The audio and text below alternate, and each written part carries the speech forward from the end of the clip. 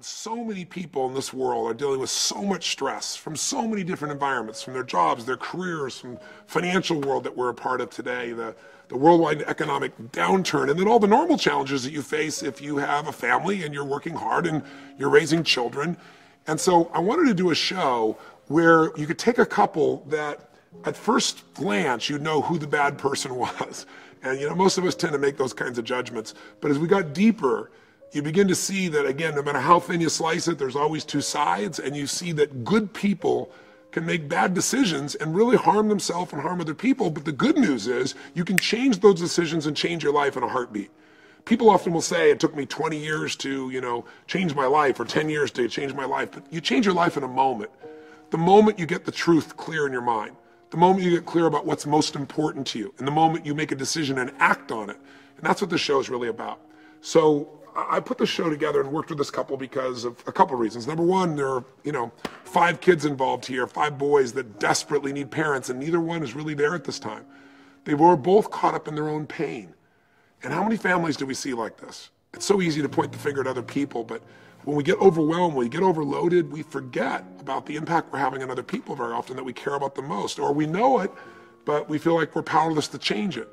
And so these kids, I wanted to make sure we made a support system for by getting these parents back together. I also saw that there were 2 people here that really loved each other, but were just hurting each other. And unfortunately, that's too common as well. And I thought if we could look through the lens of how to heal a relationship like this, if it was possible to heal, I didn't know for sure if it could be, then we'd be opening a door for many people to ask some new questions, to reevaluate their own relationships, and to maybe put some things back together in their own lives. But I also picked this couple because they were a perfect metaphor for what we're seeing more and more in the culture we live in today, which is what we think is most important, even when we achieve it, doesn't fulfill us. There are many human needs, and one of the human needs that we all have is to feel significant, to feel unique, to feel special, to feel important. And it's a need we all have. Some people get that need by knowing more about baseball than anybody else. Some people get that sense of significance by trying to control everybody else.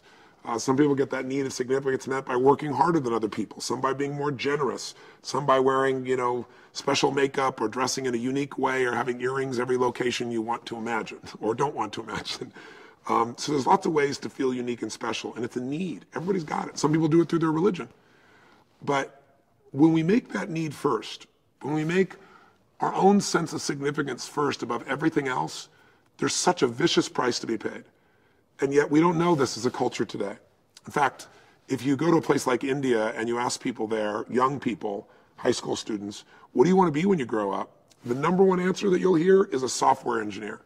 Because in India, the number one thing to do is to become successful, to educate yourself. You work hard, you educate yourself, and then you work in an industry that's growing, and software obviously is growing, and you're paid well, and then you can help take care of your family and your friends, and that's the way in which your life has meaning. And that's not true for everyone universally, but it's the largest metaphor. In the United States, and I can't remember if it was USA Today or ABC News, I think it may have been a poll where they both worked together.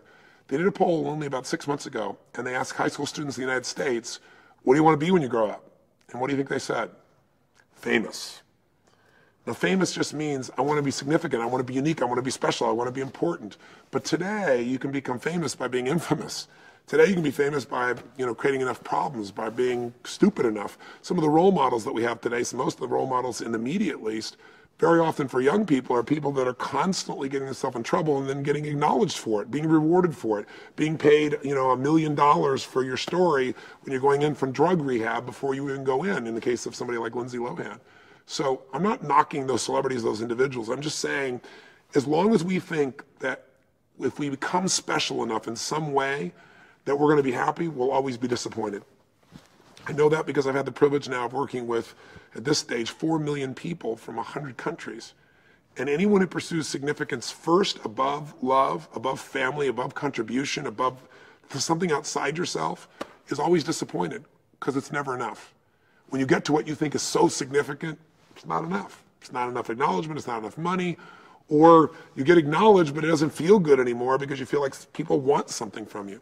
So why do I tell you all this and bring all this up in the behind the scenes of this story?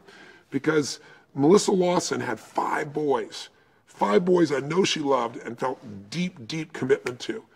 And yet that commitment seemed to disappear as she entered a culture where people think of a woman who works at home as a housewife as being worthless.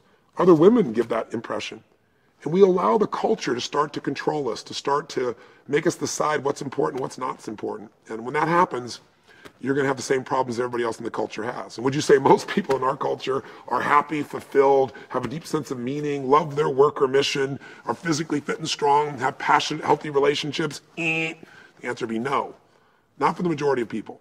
So if you act like everybody else, if you pursue what everybody else pursues, you're going to have a problem. That's not to say this woman shouldn't have the right to pursue her music, but she was doing it in a way that was destroying her own boys and destroying her intimate relationship with her husband, and frankly, I believe destroying herself. On the other hand, it's always two-sided, right?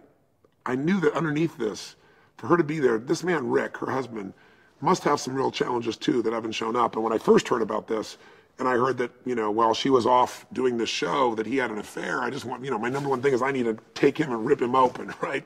Teach this guy a lesson. I mean, I understand people do this all the time. I understand that's their needs, but he can't have some justification for that. He's got to own this. He's got to turn this around. But as I dug in, and I've got the story behind the story, that really Melissa left the boys, he supported it, to go on the show, but then the show said, hey, you can't talk to your family for 3 months, and she agreed. Now, you and I both know that, you don't have to tell your kids whether you won or lost, but you got to talk to your kids. You can't talk to your kids for 3 months when they're, from 7 years old down to 2. And the fact that she did that and then talked to her husband said to me, wow, I got to deal with Rick and I got to deal with Melissa here. This is going to be a complex task, and hopefully one that the viewer back home can take a look at and find somebody in your family you can relate to. Rick clearly is a guy that's very weak. He was hoping Melissa would just take him for a ride and get him rich and happy. He certainly loves her, but he wanted her to do all the work. And he's piddling off doing things like being on Facebook. On the other hand, Melissa's leaving the kids just assuming they'll be fine with their father, who really doesn't have the skills to take care of them. And she's off pursuing her dream, and the kids are the ones suffering. So if you judge these people, you can't help them. That's the one thing I've learned over the years, is to help people, you got to get the story behind the story. You got to dig underneath and see what's really going on. And I know that's not Melissa is uncaring. I knew it's that Melissa doesn't feel like she's enough, which is a common thing most human beings have. So how do we tackle this? Well, I tackled it by saying, we got to get to the truth. I got to get them out of the environment where they are, separate them from the kids by themselves first, take them to someplace new, which we brought them here to Malibu, sat down, and let's get underneath it. And as we get underneath it, we got to get them to see the truth. I got to get him to see that he's been trying to live off his wife, and he's basically undisciplined and been lazy. That's not who he is, but that's how Rick's been behaving. And I got her to see that you've been making everything about yourself more important than your children. Is that audience really clapping? Is that the same as your children saying, Mommy, I love you? Or the need that your kids have for you? And if you watch the clips, in the show, it ends up being, 10 seconds. All you see me basically saying is, I want to slap you two, both of you. But if you get underneath it, you'll see we spent 2 hours. And I think on the site here, if you click, you'll see, if you want, more of that therapeutic intervention, and you'll see how the breakthroughs actually happened, because they made some huge breakthroughs right away. They're right out of the jumping blocks, so to speak, starting blocks. Now, what do we do next? I got to make sure they're both committed. Once I get Rick to see that Melissa really does need him, once I get Melissa to see she needs to be there for her children, she can see where she was selfish, he can see where they're selfish. Now there's an opening. But that opening is going to close back up unless I get them to commit and do some things to change their life. So very quickly, I got to do something physical. I want to do something to test them, and it doesn't show up in the show because of time. And so I wanted something that would make them face fear. So we were already working with Red Bull, and I asked them, what do you have that would just push people to the edge? And they said, well, Tony, you're a helicopter pilot, and you know what it's like to do some stunts in helicopters. It's impossible to do a 360 in a helicopter. The G-force is intense, and it would rip the helicopter apart. But we said there's one helicopter in the world, we own it, it's an experimental helicopter, and one pilot in the world who can do this, and they said it's the wildest, most intense ride you could possibly imagine. I said, I want that. The problem is, the day we went to go shoot, there was a big fire, the sky was filled with smoke, which made it even more dangerous, the time was running out, and so only one of the two could actually make this trip, whether it was going to be the situation that Melissa would take on, or whether it was going to be the situation that now Rick would take on was the big question. And I knew Rick was scared, and I needed Rick to become a man again. And fortunately, I said, one of you's got to decide where to go, and Rick didn't hesitate, and he stepped up. After that intervention, he understood he had to step up at a different level. He went on this wild ride, And Melissa was blown away. She was so surprised. Again, it created what we call polarity, where she started to like respect him, like, look at him, man, he's got cojones on him again. He's making stuff happen. And so that night when I brought to them their next challenge, I mean, again, it was cut out of the show, but it was like I had to pull them apart and go, look, this is a G-rated show. I mean, there was an energy between them, which was really beautiful. Then I gave them the task that you saw on the air. We sent them on that family trip to the Enchanted Ranch. And I'm not going to recap that. You should have seen the show by now. I'm sure you got a sense of what that was like. But while they were there, I needed Rick to understand that there was nothing wrong with his boys, except the fact that he wasn't present for them. I don't mean present like showing up in the living room. I mean present like with them. And so there was the first moment when I came and all the kids were talking, the cameras were trying to shoot, and they were all yelling, making noise. And I just took each boy one at a time and looked them right in the eye with presence and talked to them and let them know you get to be a kid again. Your dad and mom are here. And Rick saw that, and it was a shift for him that was really wonderful. The next day, he went out and took care of the kids. The next day after that, everything shifted for him. He said this kids had become his priority, and you could see it in him. He saw he could make a difference. He saw his kids weren't out of control. They just didn't have the presence of a father. And once he got that, that was an awakening. What's a breakthrough? It's a moment in time when you see the truth. It's a moment in time when you stop lying to yourself. It's a moment in time when you see that truth and you act on it. And Rick, you know, to his credit, really did do this. Now, the most important part of the whole process was working with the family. Because we went back to their home and I got to see how the Lawsons had been managing their family, so to speak, and it was disastrous. So we brought all the family together, the family, the kids, the friends, and found out that, you know, Rick had been in a position where he'd lost his business previously, and people in his church had given him money to do a roof. He's in the roofing business, and he never followed through. Their house was still leaking, and he took the money they paid them and paid others bills of his. He just wasn't being responsible. So I had to work on Rick very intensely, and I brought in for Rick to turn him around. I said, you can't expect Melissa to take care of these kids if you don't become an incredible provider. And so I brought in my partner, Chet Holmes, and we're in a business where what's called business breakthroughs, and we turn businesses around. I've been doing it for 30 years. Chet's been doing it for an equal amount of time. And we've done big companies, small companies. And I said, Chet, you're going to come in here, and I really want you to work with him and train him and show him how he can add value in the industry he was in. And so he got an opportunity to go to work for a company called Simon Roofing. And Simon Roofing is one of the largest commercial roofing companies in the world.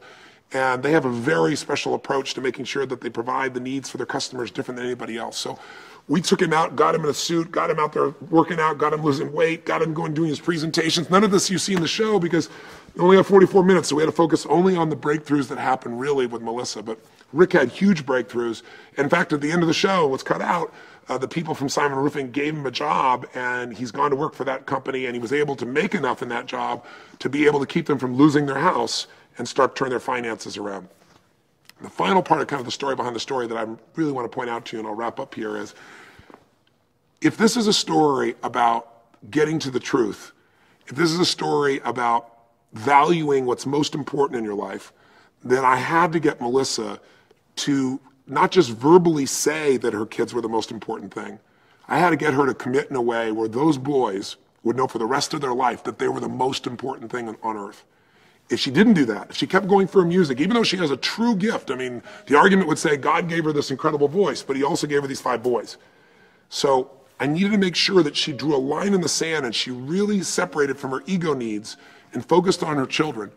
And so I went for the gamble, and even my producers, my partners were saying, Tony, I don't know if this is going to work. And I sat her down and said, you say your kids are first. I want you to not work for 18 months on songs. You can write songs, you can sing, you can do it in your church, but not for money, not to promote your career. And watching her go through that experience was like the death of the ego, and the interactions between she and I were pretty intense. Meanwhile, I'm keeping all the family involved during this, and one of the things you won't see in the show, but you will see here, is that Melissa had a brother there, and her brother has been caught up in drugs for a very long time. And I can hear the cameraman in the background going, keep the camera off the brother. Just like, because what was happening was he was high as a kite, you know? And when I looked into his eyes, I saw somebody clearly has used meth, and he was kind of shaking, and his whole belief was that his brain was fried. And so my poor crew, this is the story behind the story, really. My poor crew, NBC has been incredible with me. They would normally walk in and want to do a 20-minute segment because it's not going to show up on TV in much detail. Me, I want to change these people's lives. So my co-producer Tom Foreman, who created Extreme Home Makeover, I can hear him telling the guys, you won't be able to stop Tony. He's not going to go until he changes all their lives. He's not going to just get a clip out of this. And so after we've gone for about 3 hours with the whole family and everybody's transforming and Melissa's made shifts, everyone's making shifts, I look here and I see this young boy, this young man in the middle, and I can see he has no relationship with his parents where they don't, they just see him today as broken. And even his sister not seeing for who he is. And I thought, you know what, I got to help this young man. And unbeknownst to me, the camera guys are holding this on their shoulders, these big heavy cameras for hours and hours. People are booked to fly out on planes. I haven't finished the final task. If I don't give them the task and we don't film it, the whole thing falls apart, the whole shoot. We can't be here the next day to shoot. And time is ticking off. And meanwhile, I turned to this young man, I said, I know this will probably, my crew's gonna kill me, and this will never probably show up in a million years on television, but I gotta help you because I can. And I turn to him and I start to kind of pierce him with presence and understanding what's really going on. And if you're really interested, if you know anybody who's on drugs, if you know anybody that you think really can't change, or they're just not aware of what's really going on in their life, it's a clip worth looking at for a few minutes. I hope you'll check it out. Because within a few moments, I get him where this kid who's kind of shaking and thinking, his brain is fried, is totally clear. And I get his father and mother to see him in a totally new way, and his sister as well. And you can see him coming back to life.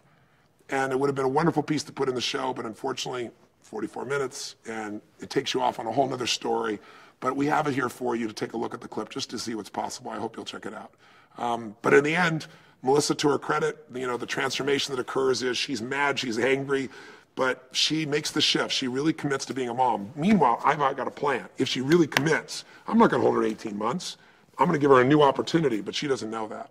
I finally call and I give them this task to sing, to write a song together, which means these two who are very strong in their own right got to really come together, and they got to come up with a song that's a message for what they got out of this journey.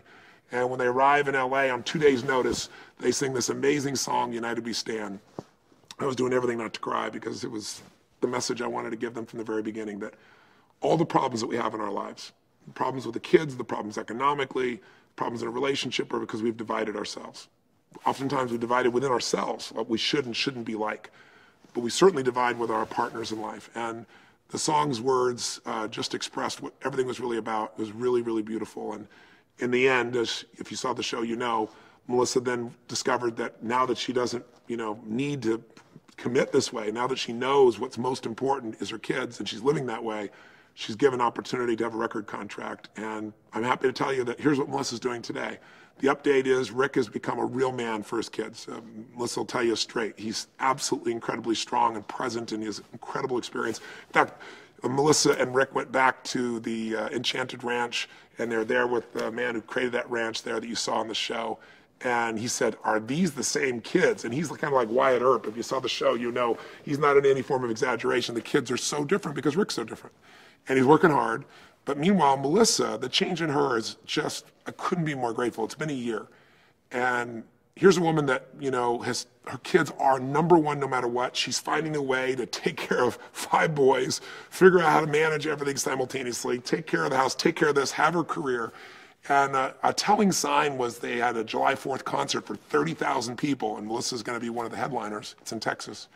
And she's going to go beyond that. Normally, for 2 or 3 days, she would just shut off and not talk to anybody, turn off from her kids. And this time, she was with the kids the whole time. They rented an RV. They had the RV right there besides the stage. So she was with her kids the whole time. She invited the kids on stage, and she was present with them while she put on this incredible concert. Another element I thought was really telling about how much she's changed was she had an opportunity with Sony Red to go on concert tour with them and potentially have them be her label. They could do some amazing things for her career. They're a great label. And the man said, look, I can't hear any complaints about you. I heard you complain about maybe going on the road being apart from your kids and your family. He said, that's not going to work here. And she said, you know what, the offering you give me is amazing, but my kids do come first. And I have another way to do a record contract that's not as dramatic or as exciting, but it allows me to take care of my family first. And she's chosen that. So she's working with Ray, the man you saw on the show, and she's coming out with an album, but she's coming out right away with a song. And if you click on the next button, or maybe it'll come on right after I'm done here, you'll hear the full song of United We Stand. And if the spirit of it touches you, go to iTunes and get it. We have no connection to this, but we have a connection to the hearts of these people, and they're doing well, they're growing, they're expanding, And Melissa, I think, has shown every woman in America there's nothing more important than your children, not even your career, and there's a way to have it all. But you got to keep your priorities straight if you're going to be happy. And you got a couple here that I'm sure will have their ups and downs, as all couples do, but there's a deep love for each other. There's no divorce a part of this life. These kids have two parents that are there for them.